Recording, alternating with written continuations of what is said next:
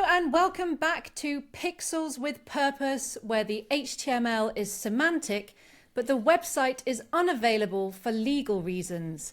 My name is Salma, I'm one of your hosts, and I'm joined by Andreas, my co-host, and today we're joined by Sia Karamalagos, freelance web developer and performance engineer, speaker, writer, teacher, tech community organizer, and Google Dev expert in web technologies.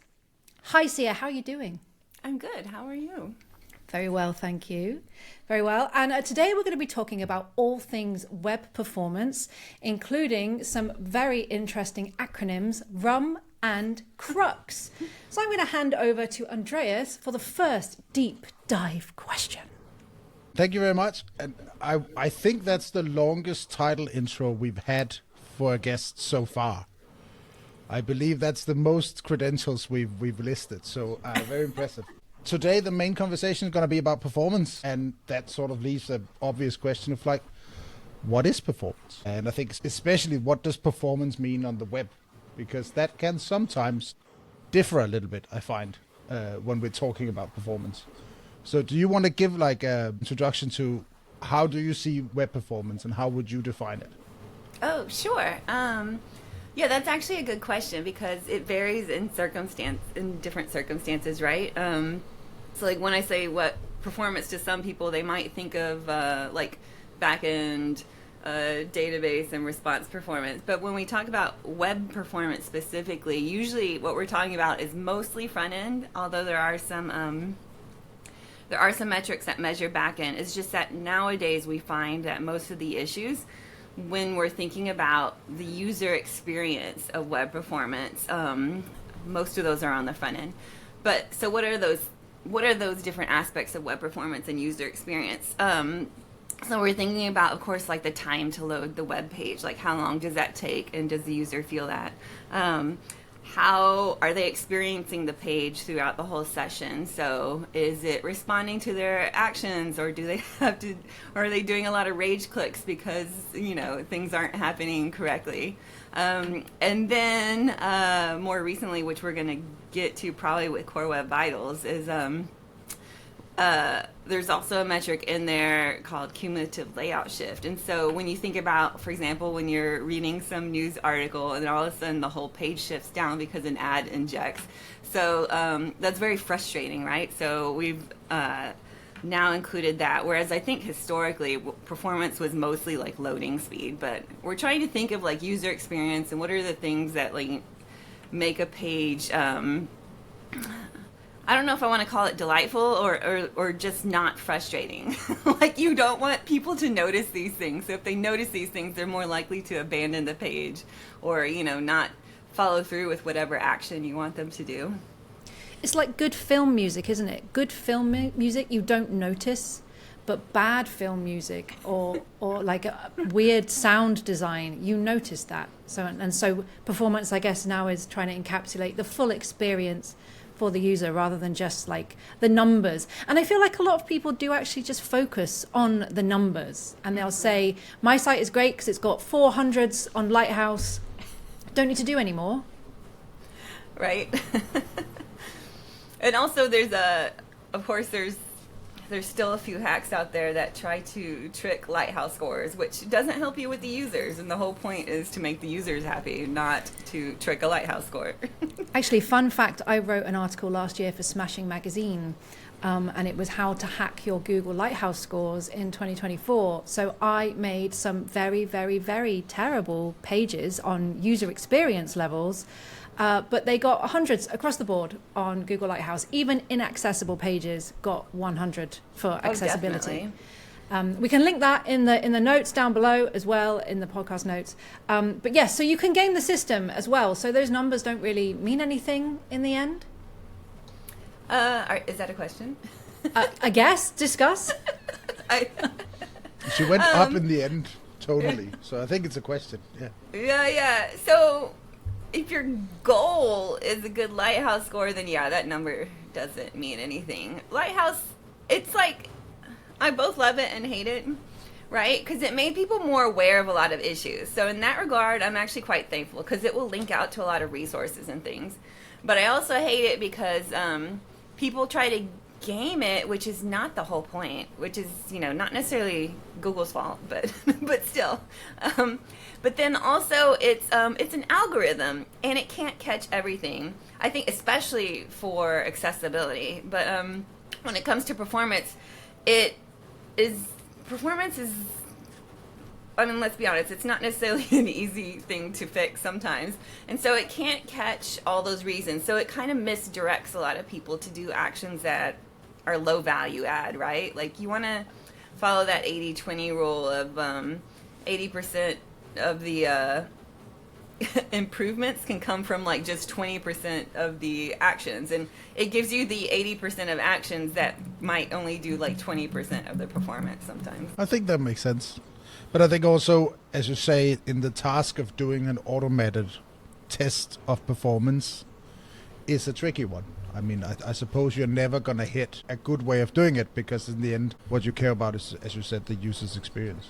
So do you feel there's anything particular about the Lighthouse test you would like to see different, or is it just a natural limitation of that type of test? I think a lot of it is a natural limitation. So what Lighthouse is doing, right, you're just measuring that page one time with these one circumstances.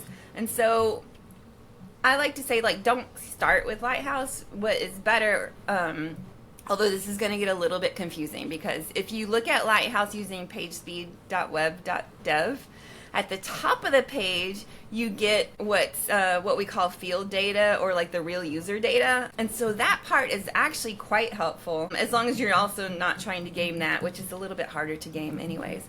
But what you really want to do is take a look to see what the real users are experiencing, and understand that it's basically analytics data about performance. It's like those real interactions, those real page loads, and see what's going on there, because then you can identify your bottlenecks and like what are the biggest issues you have, and then focus your areas on those specific issues, because those are the ones that your real users are having. And for example, I was preparing this talk for, I don't know, I think maybe the 11D conference, and it was a perfect example. Like, I ran Lighthouse, and it didn't even, like, that particular page though didn't even catch the fact that most of the time for this one particular website, I think like the server response time was actually slow, which is a little bit rare. But if I looked at my real user data, that metric is called time to first byte, that was actually bad. So it's like most of the time, it's actually like the server response. And if your server response is slow, then like everything is going to be slow. Like you can't really recover from that. But in that particular instance, it loaded fine. So it didn't even catch like the primary issue. That's another thing I think as well with Lighthouse. I did a lot of work on this last year, in that just because you see an issue on the front end doesn't mean it's on the front end, and it could be coming from the back end. And so I know you mentioned at the beginning that we don't often talk about performance in terms of back end in the way we do as front end, but I think they're very, very interlinked. And I think there has been a lot of times where people don't make that connection. Like, oh, is the database query slow? Or are you making too many database queries? Or are you making too many API calls to render one little part of your page? And Lighthouse cannot tell you those things either. You need kind of deeper tools to understand what that trace through all those different API calls and database calls look like. Yeah, for sure. That real user data can at least give you a flavor with that one metric, time to first byte. So if that one's slow, then you can definitely deep dive more into those back-end issues. Another thing that people don't take into account is sometimes your trade-offs are between the front end and the back end. So you might have, like, maybe your time to first byte is super fast, but because you're using JavaScript to render everything on the front end, your first contentful paint and your largest contentful paint will be really slow. So one option is to render those on the back end. So you might make your time to first byte slightly slower, but then you would make the rest of your metrics much faster. The user doesn't care where that speed is going, like what's happening where.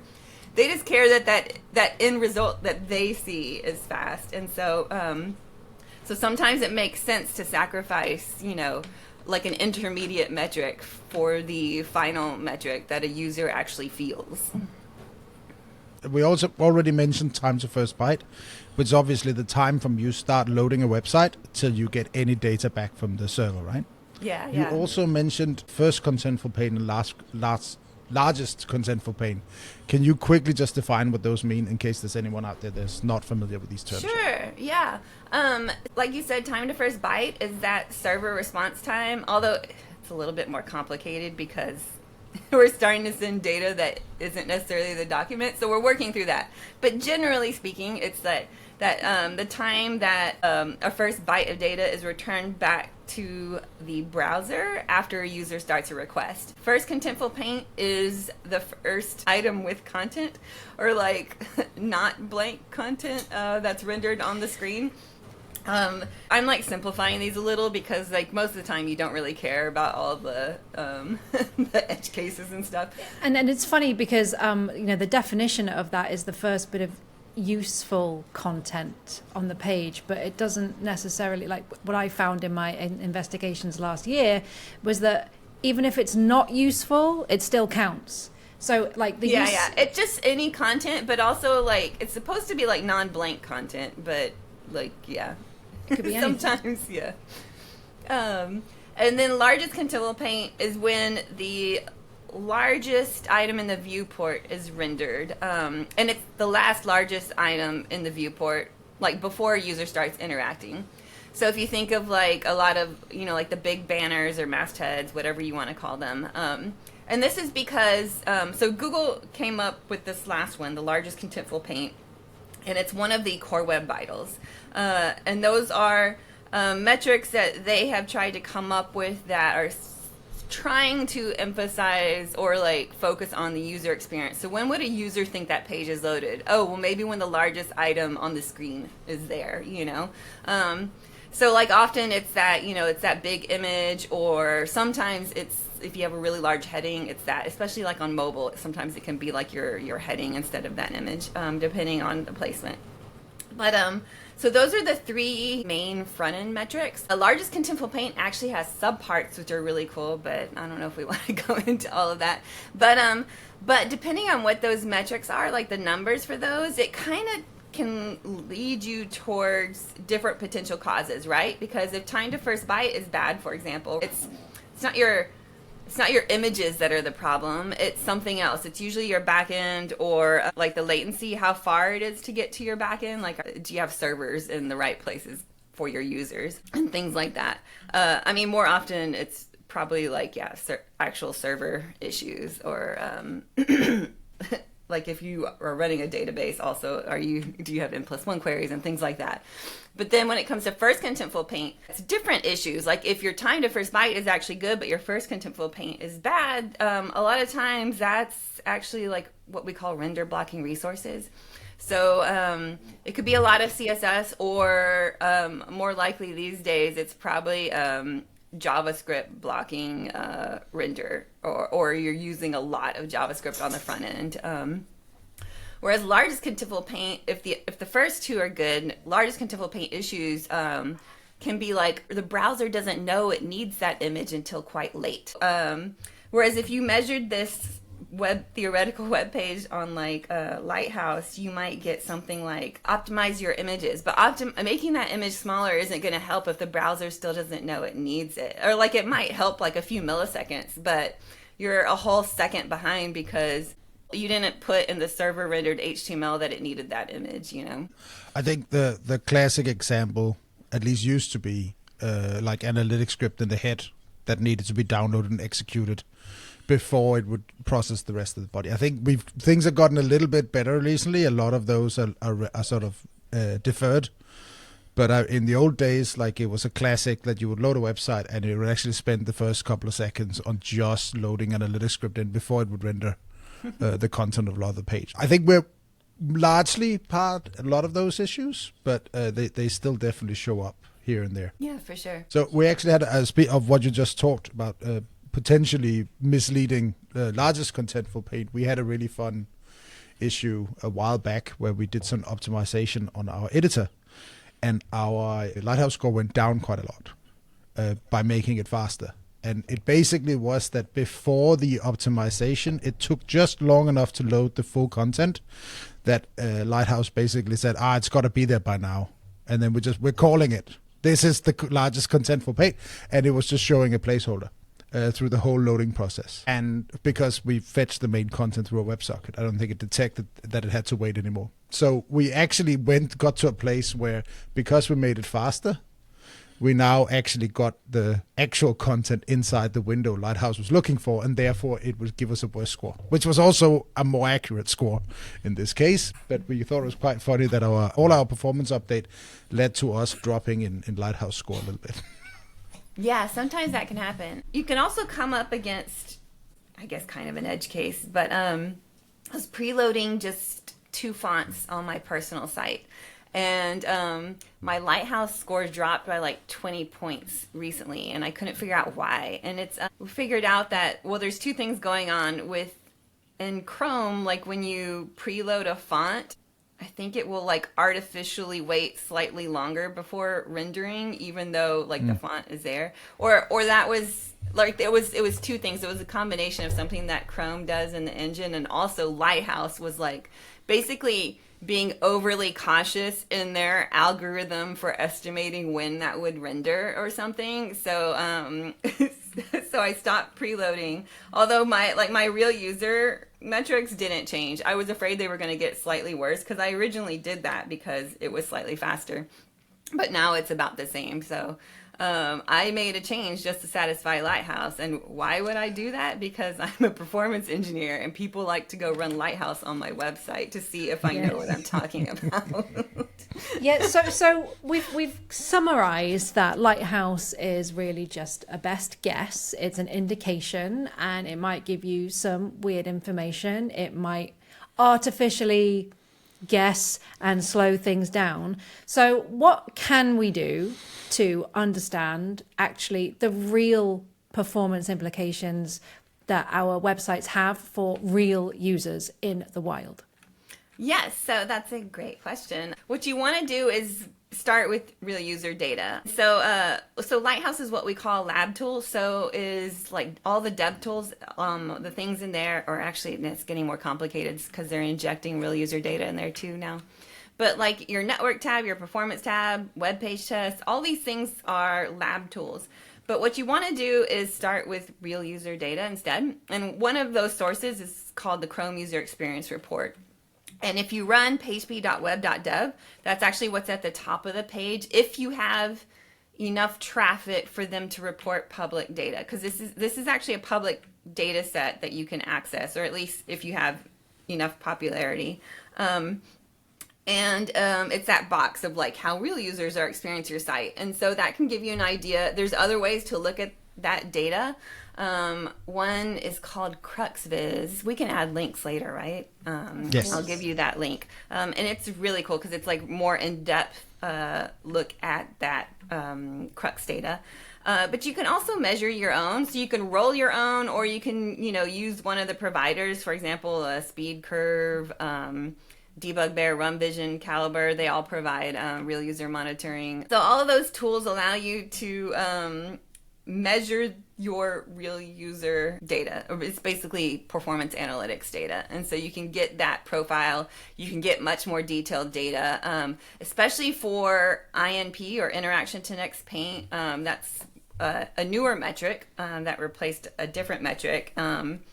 And that's that, like that frustration from like rage clicks when you're trying to do something and like the page isn't responding. It can measure those things. A lot of these are because of JavaScript.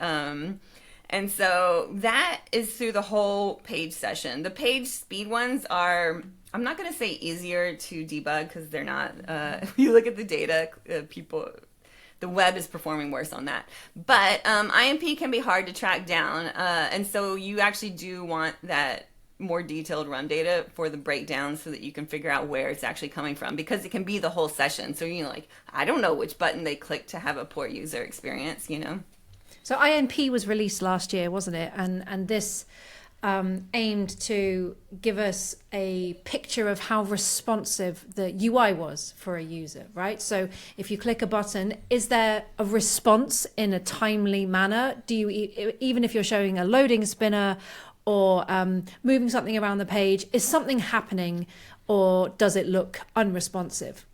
And again, that gives back the focus on these kind of testing tools to the user experience rather than just the numbers and the speed. Granted, obviously INP is measured in time and things, but it's about the user experience. And so I guess the point is you need to get real data, and you need, like, how would you use real data, Sia? Say in your circumstances, you're collecting all that data, right? You've got, what do you do with it? Oh yeah, sure. So I would break it down to like when I'm first starting on a project versus like maintaining it. So when I'm first starting on a project, I am going to measure a baseline and see like how that website is performing on all of those metrics. And then I'm going to see like which ones are performing the worst, or where's the pockets of like the worst experience. And then I'm going to use that to provide clues about what's going on with the performance. So like it tells me maybe like FCP is bad and LCP is bad too, but it's coming right after FCP. So I think the core problem is an FCP issue. So now I know I'm going to go back to my lab tools, which I usually don't use Lighthouse except for that tree map sometimes is useful. But I'll use my other tools like Chrome DevTools or WebPageTest, and I'll debug and try to optimize that. And then I'll push that to production. And then I'll wait a few days and see if my real user data starts improving. And so I use it as a device like that. Like it gives me those clues. Another thing in debugging, like I said, is that there's the IMP subparts, there's LCP subparts, there's also this thing called LOAF, or long animation frames. And so if we're collecting that data as well, then it can actually help me debug, because it can help me find like the specific thing that has the biggest problem, like the script or the element. But then longer term, what I want to know is like, is my site still performing the way I thought it was performing? And I do like speed curve for that. They'll send you like a weekly email just showing like your trend and like how you're doing. And I'm sure all of the other providers can do this too. And you can also set up like notifications, like if you start going outside of certain bounds that you set up, which is really nice. So like knowing when you start having a problem, so then you know it's probably some, or maybe most likely some code change you did, but it could also be like, you know, your like server provider, most of us are doing the cloud, for example. Like maybe they had a blip or something like that. Very interesting. One thing about especially server time is that there's always something going on when you're hopping through the internet, right? There's always some percentage of requests that's going to be slower, and debugging those are always the most difficult ones because it's so hard to reproduce, right? And again, why you need the real data to find them. For sure. And I will say with most of these, when it comes to performance, we look at the P75 number. So if you know what the median is it's actually the P50 number. So it's the 50th percentile. It's that middle number of a group of numbers. And when we look at performance, a lot of times what we're looking at is the P75 number. So one way to think of this is like, if the P75 for your LCP is 3.5 seconds, then 75% of your users experience an LCP of 3.5 seconds or faster, and 3.5 is failing. But some people will optimize further than that P75, right? What Google wants is, I should have mentioned this earlier. If you're worried about SEO, which we're kind of unclear as to how much performance impacts SEO, Google looks at basically the data that's in the Chrome user experience report. That's the data they have access to. And so it's not Lighthouse numbers. They're not looking at your Lighthouse scores. They're looking at your real user data scores from Crux, or Chrome user experience report. And so they chose P75 as like what to look at, like what number are we actually looking at, and we're optimizing for 75% of users. We want 75% of users to have a good experience. But like, do you want 1 out of 4 users to have a bad experience? Because right, we talked about how we only care about this really because of that user experience and, you know, what it means for our website. Like, are we going to get bounces? Are we going to get conversions?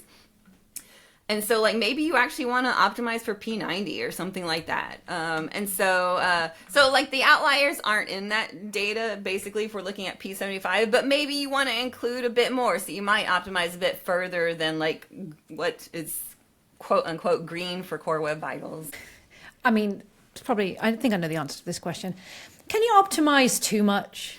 Like, Yeah. can you go so far? Can you optimize for P100 and then, you know, sales will go through the roof, users will be delighted. Like, can you go too far? I think some people might get mad at me, but I'll say yes. It's not necessarily that you're going too far. It's that you could maybe have spent that time on something that would have resulted in a better user experience. Like maybe at that point you should have developed a new feature rather than, you know, trying to get one more user and a fast user experience. Because also it's not like a perfect relationship, right? The core there. So I will tell you. So I used to work at Shopify, and almost every client we looked at, there was a clear correlation, especially with page speed, like page loading speed, and their conversion rates and their bounce rates. There are certain circumstances where your performance might be less tied to that, like because there's different parts of the curve, and at some points you plateau.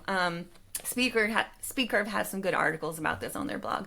But sometimes you'll hit a plateau, and, you know, like moving your performance a little bit isn't going to result in a lot. So I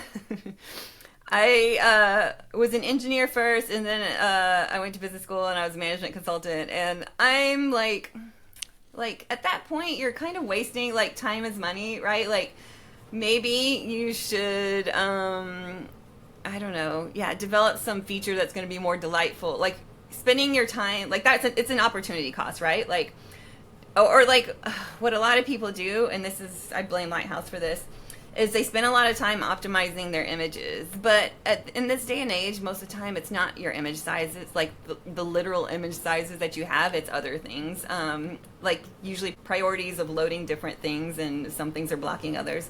And so people will spend all this time trying to get like the perfect number of pixels for that image according to what Lighthouse wants, and that's just it's a waste of time. It's you're not going to get it any faster, or it's a few milliseconds, and a user's not going to notice that because you have this other issue that's actually causing a 1 second delay versus 5 milliseconds. I actually saw you talk about that on Blue Sky a couple of weeks ago. Somebody was asking about responsive images in HTML using the picture tag, and how many sizes should you provide in the source set. And then I looked at my code and from my current website, and I'm providing a lot. And then because in the beginning that's what we did, right? When we had it, and then we didn't think of the consequences, because also we're mostly using CDNs, or especially like image CDNs, and they're doing conversions.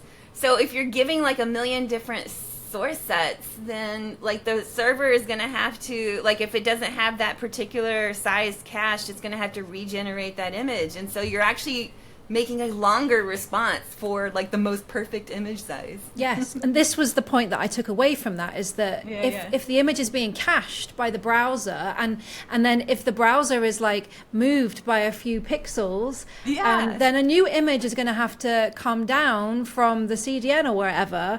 So I'm on the just provide 3 images kind of thing now, because something's going to happen, and most of our devices are, you know, in this world we are living in, like pretty fast and good at downloading that kind of stuff. So like you say, I think all of those responsive images, especially where I'm concerned, I went too far. And for what? It's easy. Well, also I think it's like I don't know if it's more fun or more easy, but I think people like optimizing images. It's like a bit of a a bike shedding thing. Like, I'm just gonna go optimize my images because it's more fun than doing the rest of the hard stuff. I don't know. Yes. I mean, you should do some of it, to be fair. Like, I have, every once in a while, I'll come across someone, I'll tell you when this happens usually, and they have like a 7 megabyte image. But it's because it's actually not their own code. They have a third-party script or app, like a Shopify app, that has, you know, those newsletter things that pop up as soon as you open a website, right? I hate those, because you're like asking for my phone number before we've even chatted at the bar, right? like that's just absurd. And they load some image, but for some reason they haven't figured out this image thing. And so like you put some like Unsplash image in there that's like, 2 megabytes, and it's just loading the whole image. Like, it did no processing. So yeah, that's actually when I usually saw it. But yeah, you have to do a modicum of image optimizing, but like, yeah, you don't have to provide 20 different images. 100 different sizes. I kind of like that analogy of like websites being a little bit aggressive on the first visit. I think you're right. I think like, do you want a cookie? What's your email? Can I send you notifications? Yeah. Like, Can I call you sometime? I don't even know if I like your t-shirts yet. Yeah. Stop. Can I know your location? Where you at all the time? Yeah. Too much. It's so stalkery, right? It is like, a little bit. Yeah. We should stop doing that. Internet. Oh, and if you are doing that, by the way, most of those tools have the ability to wait until someone scrolls a certain percentage of the page, or wait until they've actually interacted with more than one page. Yeah. Or, you know, just don't do it. Just stop. I know. Not having it.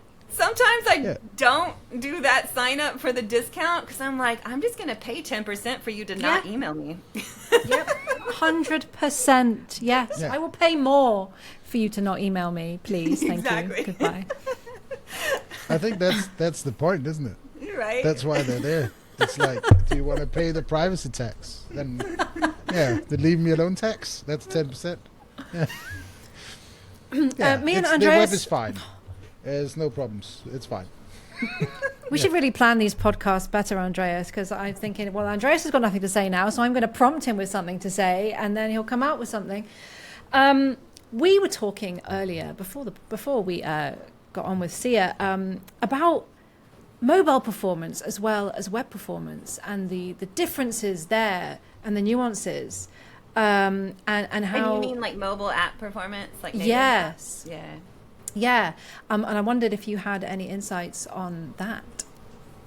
Not really. I do web. People have asked me in the past, and I'm like, I do web. I mean, I'm sure if we're thinking about user experience, like that stuff is all valid. It's just like a different beast, and like optimizing and stuff, I would know less. Unless it's something like React Native, but like still, I don't know.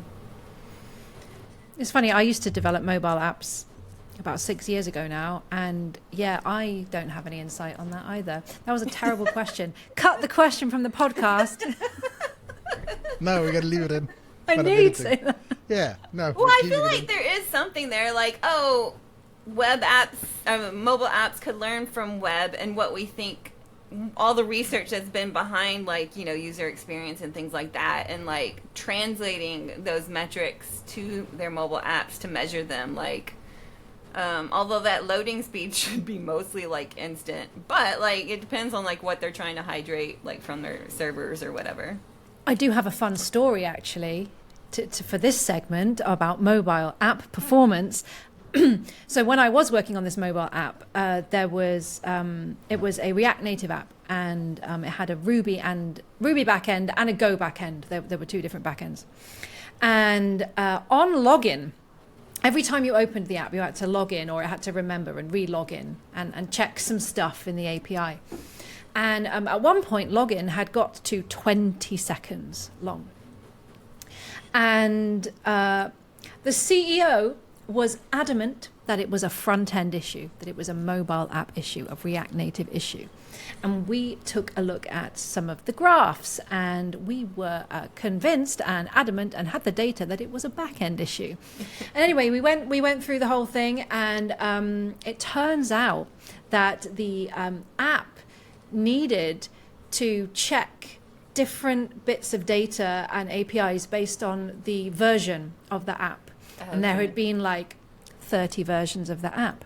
So there was kind of a weird loop in the Go code that said, if it's this version, load this API. If it's this version, load this API. And it went round and round and round and round and took 20 seconds to do that. And we managed to optimize that. So that was fun. And again, that brings us back to one of the first things we talked about, is that your front end issue might not be a front end issue, and it might be a back end issue, but the CEO will still congratulate you for fixing it and still say it was a front end issue. I'm not bitter at all. That's good to hear. I'm glad you moved past this issue that occurred to you at least a decade ago. Yeah. Yes, I've moved on. Good. I've fully moved on. It shows growth. But I think the underlying thing here as well is one thing I learned about performance is that your assumptions are very often wrong. Like you have an idea when you encourage a performance issue, and I find more often than not, my idea of what is slow is not the right one. So always figure out a way to measure first. I spend a lot of time optimizing the wrong thing. Yeah, definitely measure. And it's important to not rely on your own devices, because most of us probably have like the fastest devices. So that's why we like our real user data. Or if you have access to like a shitty phone, I forgot to ask if we can curse. But if you have a shitty phone on the side, try it on that as well. But yeah.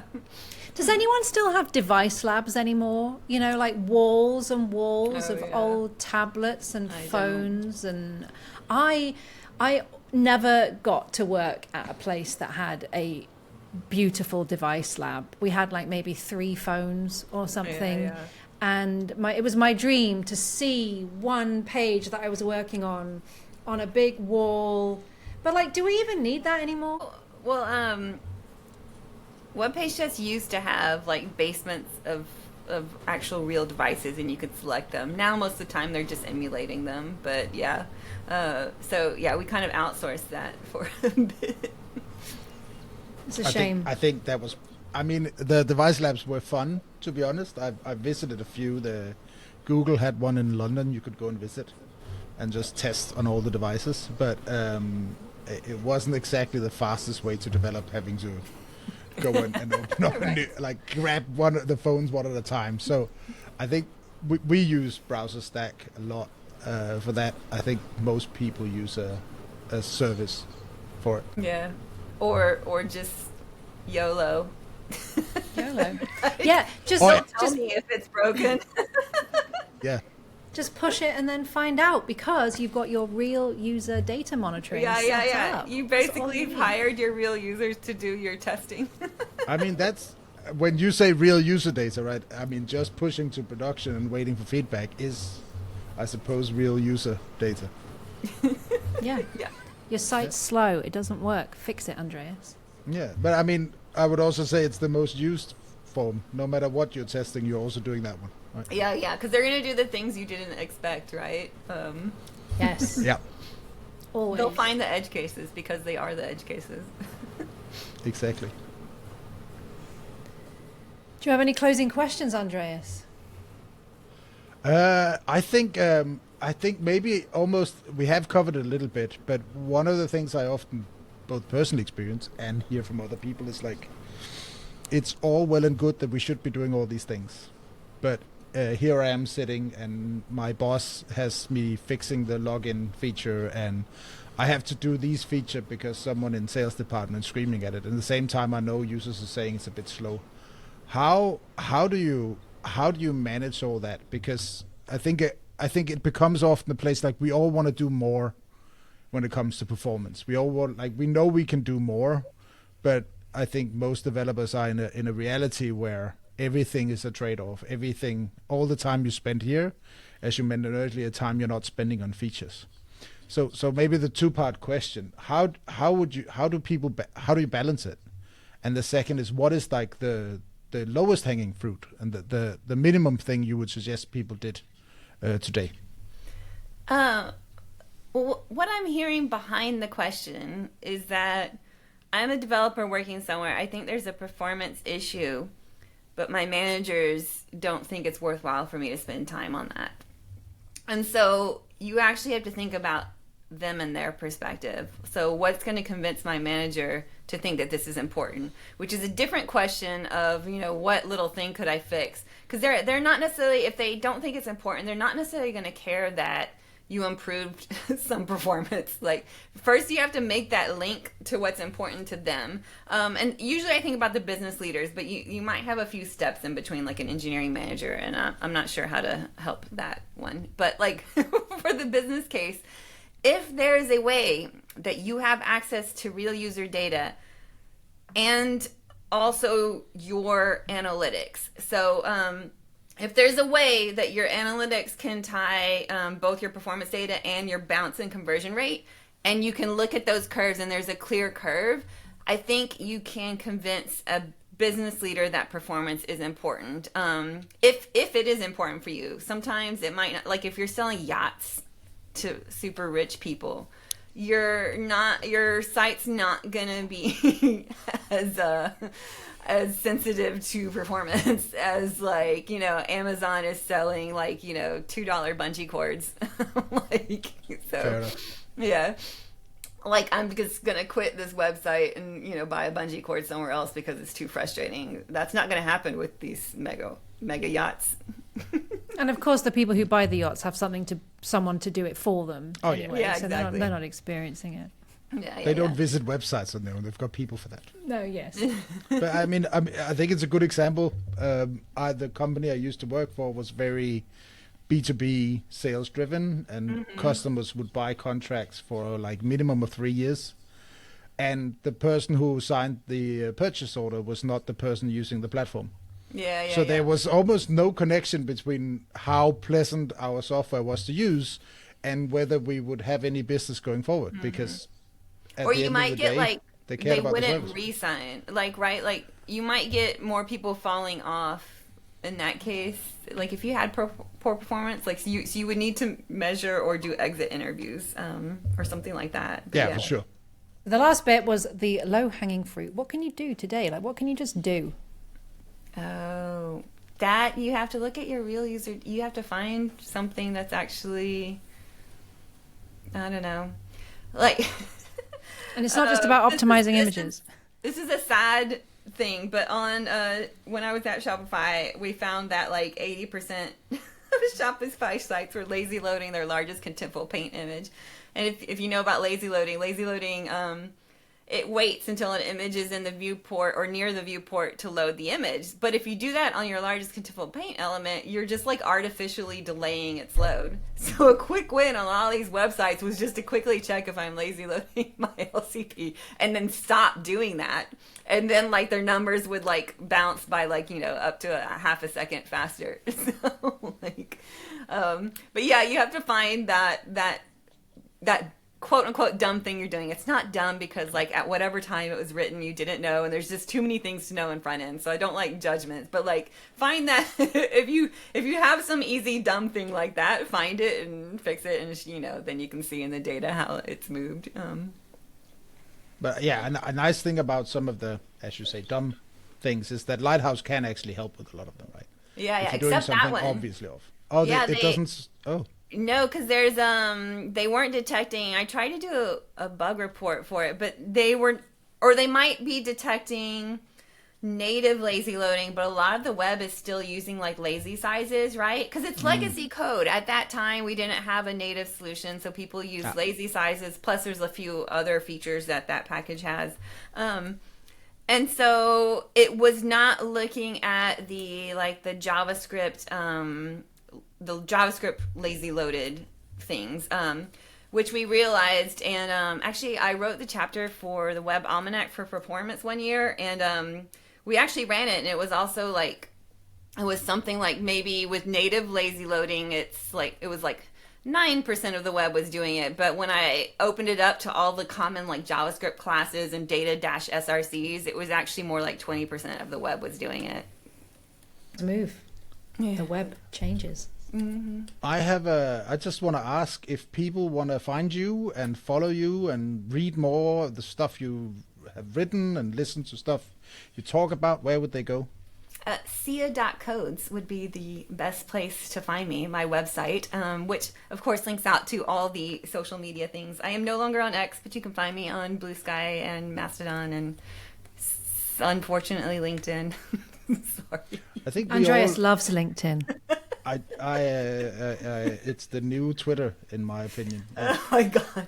I find that we have to be on there, but yes, I'm there if you want to follow me. I found I was very critical of the name change to X, but now I kind of get it, because it's always, I'm no longer an X. Now it's actually quite a sensible name, right, in retrospect. And if you have none of those, I have a contact form as well.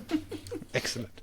We'll link that in the description everywhere we post this, so people can find you. Awesome. Thank you. Thank you so much for joining us, Sia.